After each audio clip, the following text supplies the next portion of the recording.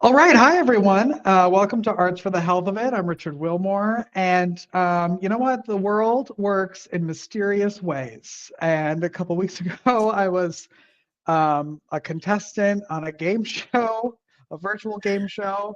And Cathy was also one of the contestants on that game show. And we did, spoiler alert, we didn't win.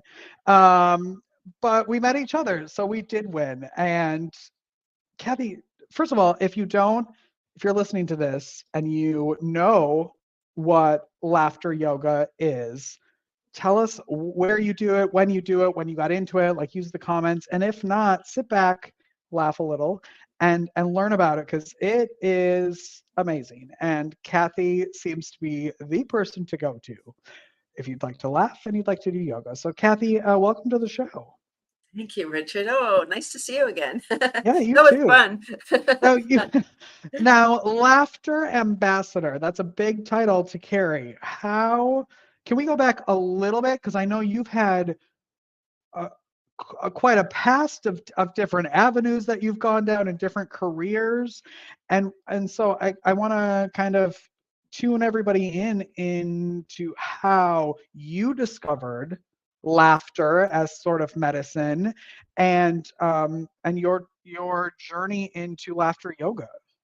Oh, thank you. Yes. It's the 22nd anniversary of Cathy's Crawley Composters, Wow. selling worms by the pound for indoor composting. And that's Yeah, not supposed to be laughter inducing. That's it's real. not easy. No, I bet. No, yeah, right. I didn't know. I have a psych degree, so I didn't know that. I'm fascinated by people, but I didn't know that people didn't buy what they need, they buy what they want. Mm. Right, and they don't buy solution either. So I had this. I'm located in Canada, just north of Toronto, largest city in Canada, and I ran out of breath. I was so excited. Breathe. Um, 6 million people in the Greater Toronto Area, and in 2002, our landfill closed, and we couldn't find a place to site a new landfill. So we started to export our garbage to the United States. Mm. 1,000 trucks a week. 1,000, no, 1,000 a week. Yes, 200 a day. Wow. Wow. And I had a solution, right? Indoor composting. So I set about, and yeah, I didn't, and a whole big journey. In 2012, one more person said, "Ooh, worms in the house." And I questioned everything. I felt it. I just was like, oh my gosh, how am I going to do this? 10 years in. And I was like, what do you want? To the universe. Yeah. Yeah. What am I supposed to be doing? Yes. What do you want from me? Yeah. I don't know what to do if people are still afraid of worms. And the very next day I was introduced to laughter yoga. And I don't do yoga. It's not doing yoga and laughing. It's laughing as an exercise. Mm. It's a cardiovascular workout. When we're laughing, we're secreting the love drugs, dopamine, oxytocin, serotonin, and endorphins versus cortisol and adrenaline when we're stressed. We're in charge. I love it. Hmm. And it's different than, watching a comedy special while you're laying on a yoga mat. Like you said, it's not laughter for funny sake, right? It's intentional laughter. Can you talk about that a little bit? Yes, What we're that not is? anti-humor for sure. We love jokes, but jokes are cultural. If a joke is about somebody, it's not funny for that person or for that group. So yeah, so it's just little games to inspire the laughter. It needs to be all inclusive. This is a global movement. So Mhm. started in 1995 by a medical doctor. So there's science. I love that part. And his goal is world peace. So the yoga part of laughter yoga is the deep diaphragmatic breathing. It's like internal jogging. And we don't need to know, it's like music. When we hear music, we feel good, like a song comes on, our favorite song, and we start dancing around and we start singing, and it changes how we feel. Same with laughter. Mm. When did you figure that? Have you always been kind of, I know you had a psychology degree, right? Like, have you always you've obviously had that side. You've got that, like, I have a worm business and I do, like that sort of creative. When did you catch on to that to really know like this is something I have to do and let people in on? The Because I think laughter. people, yeah, like people are doing goat yoga and they're doing dog yoga and all of those like different yoga. Like I love the mix of that like intentional with the relax. Like when did that become so important for you? Even once you Oh, like, yeah. So it saved my worm business because I was really about to doff my important mission. I was just like, I don't know what to do. And then laughter helped me to overcome my own resistance, I think. Like when somebody said, "Ooh, worms in the house," I would take it personal, I think, on a certain level, like, oh, they're saying ooh about me. mm, And it wasn't about me at all. It was about what I was offering. And that's an important distinction. I have a solution, but it's not for everybody. It is, mhm, but they don't know mhm. it. Right? If you're afraid of worms, if something happened to you as a child, you're not looking to that thing as an adult. Yeah. You're not listening to the podcast, but keep listening. And then so I've been laughing since 2012, really laughing since 2020, right when the Mm, world shut down. Before 2020, there was very few opportunities to laugh online. I said it was his goal is world peace, Dr. Kateria. So there are laughter clubs in over, I'm going to say 120 countries. That's wow. probably generous. Like it's probably more than that. So laughing everywhere.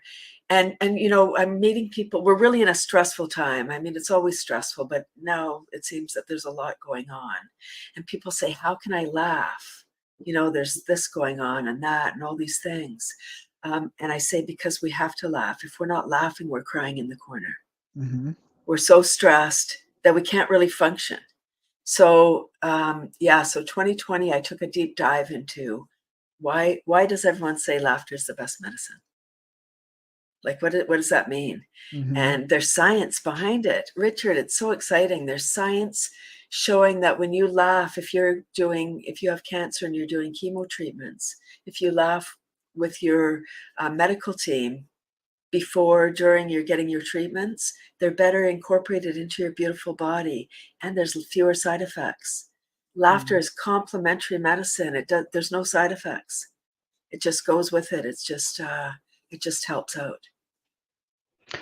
How has your life or how have you changed since 2020? Uh, and what like sometimes it's difficult when you're the facilitator of it, right? Like you're the one that's making sure everybody else is doing it, and then you kind of forget to do it yourself. We find that oftentimes at Hearts and Art, we have all these artists, musicians, writers going in to make sure patients are doing those things, and then they forget to create art outside of work. So how do you um, make sure that you're laughing? And how I and like I love said, how have you changed as a person since then? Because like I imagine you've kind of altered your view, right? I've grown. I'm Mm, like my vibration is higher. I'm more resilient. I'm more joyful. I mm, just kind of float along each day and it's intentional. I laugh every day. I have a laughter buddy. She calls me at 7:30 in the morning. We laugh full on 2 minutes, no talking.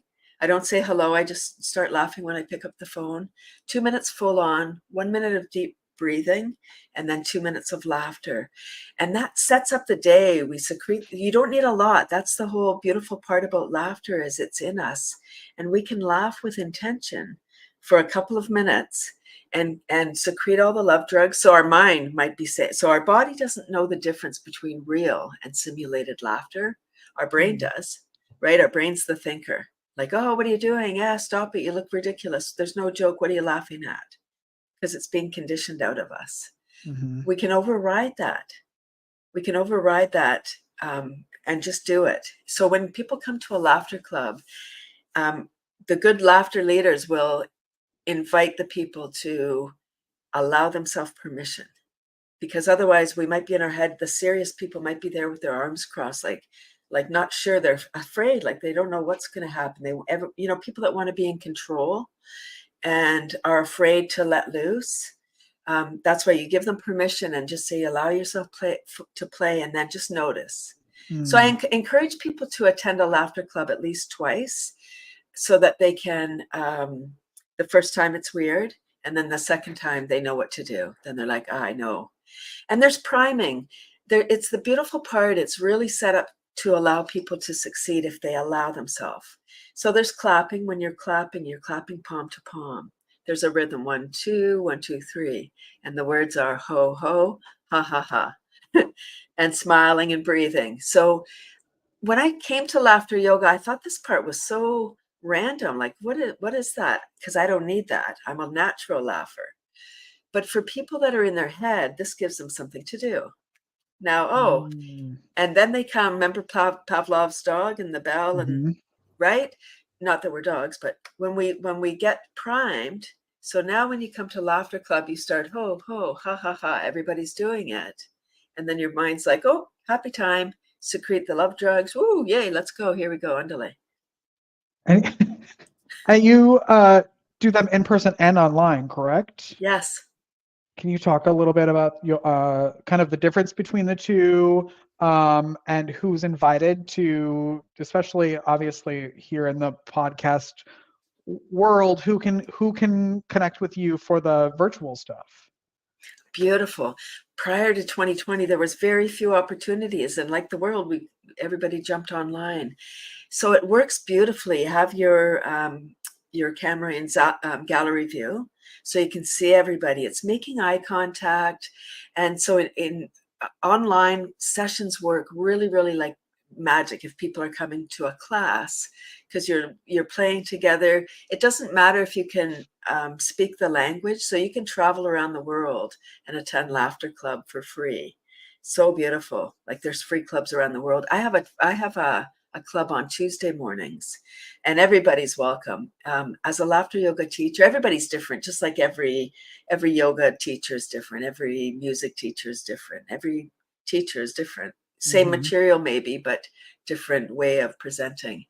And since 2020, I took a deep dive into why laughter is the best medicine. So I incorporate tapping and brain gym and qigong, just to help people get, like, laughter goes with everything. So, you can be tapping and laughing and breathing and playing. That's what it's all about.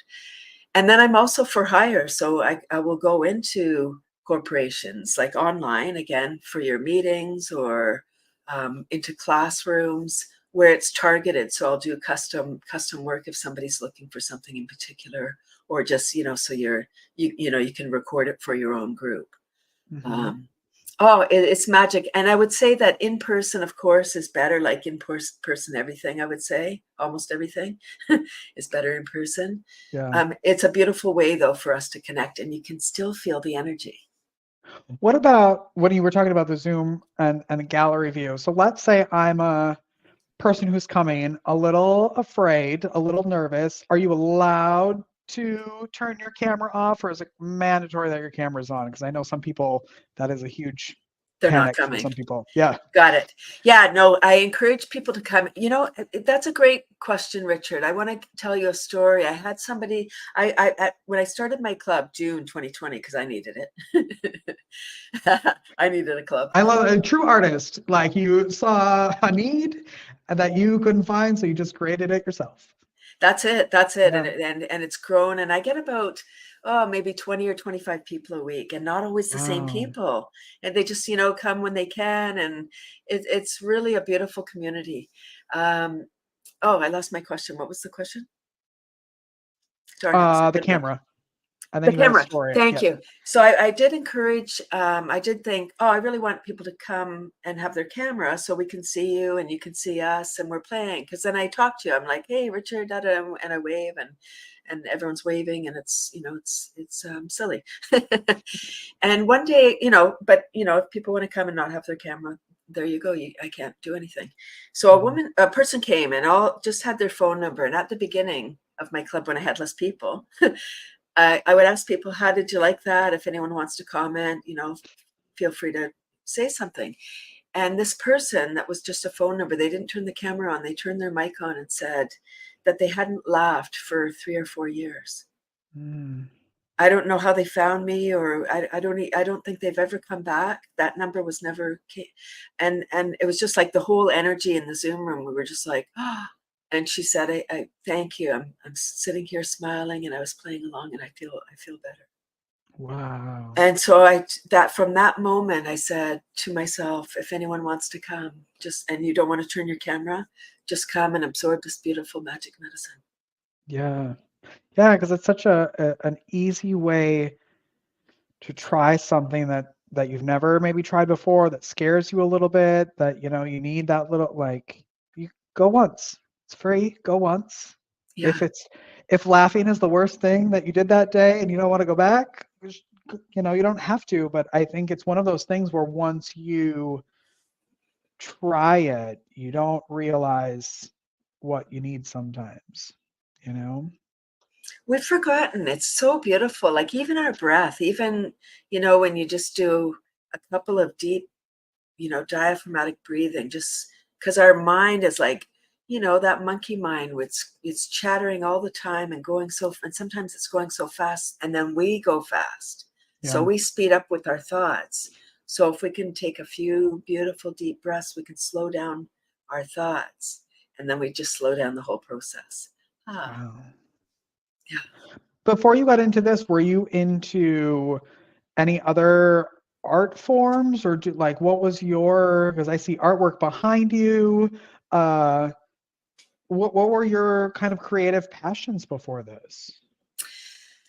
That's a great question. I always said that I wasn't creative, like a lot of people say.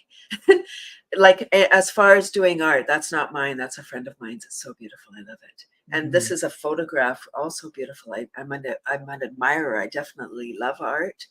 I would say singing is my form. I'm singing Really? and dancing, but on my own, not as a. Yeah, that's an interesting question, because I'm kind of. I would say I have a eclectic creative bent, where I garden, but my garden's not in rows or anything. It's it's a work of art, I think. Every year Yeah, it's different.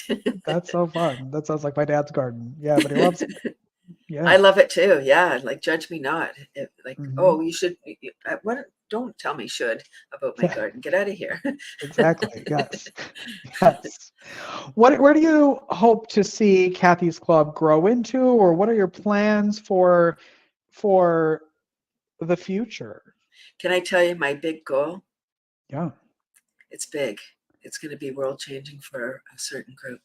So yeah, this is really big, and just I won't tell you the whole thing because it's fairly new. It's just forming.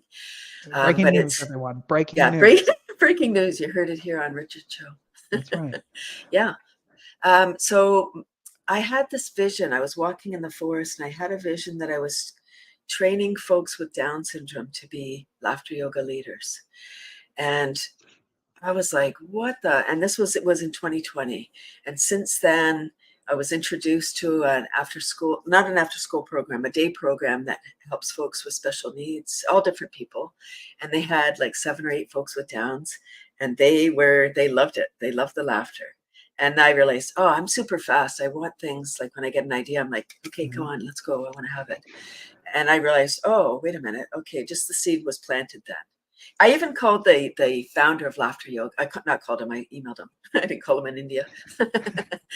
Excuse me. I got in touch with him and asked him if anybody in the world was training folks with Down syndrome to be laughter yoga leaders, and no one is. No one in the world. It's up to me, because Down syndrome doesn't know socioeconomic status. It doesn't have any borders. It doesn't care where you live.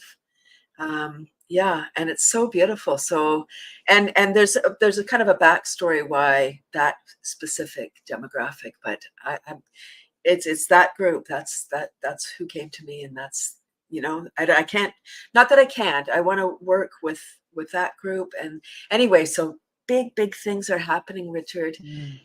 Like since then, I kind of let it slide, and then I was at a silent retreat in in November, and that kept popping in. I was like, oh, there you are again. Okay, so I took another action. There was kind of a local group working with Down syndrome, and they haven't got back to me still. And then there was another group in another province that works with their Downs Canada. So they contacted me. We had this meeting, and I said, I don't know why I'm connecting with you, but listen to my story. Like, at least they didn't go click, right? They were like, oh, okay. I said, you're serving the people I want to serve, so let's serve together.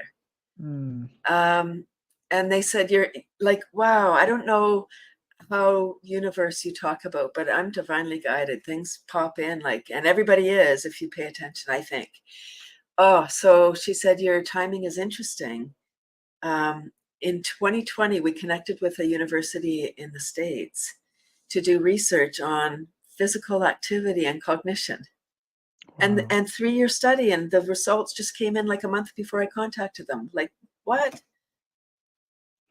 Come on, I can't make this stuff up. And it's very positive. So she said, laughter, like, we were all buzzing because she said the laughter seems like a simple exercise, right? There's not a lot of talking. It's kind of like Simon Says, right? Follow me.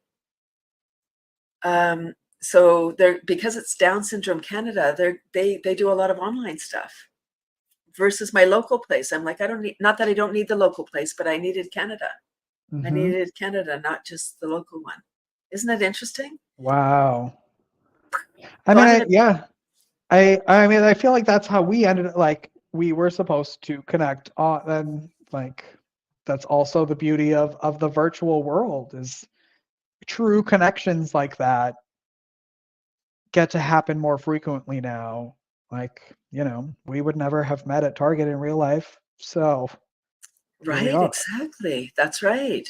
And Cathy's going to be doing some stuff for us at Hearts Need Art, which I'm excited about. If people want to connect with you or sign up for the Tuesday class or hire you to come to them, how do they do that? Cathy'sClub.com is the best way, my website. Cathy with a C. Awesome. Cathy with a C. We'll put it all in the notes so you can just click and on the comments and all the other things.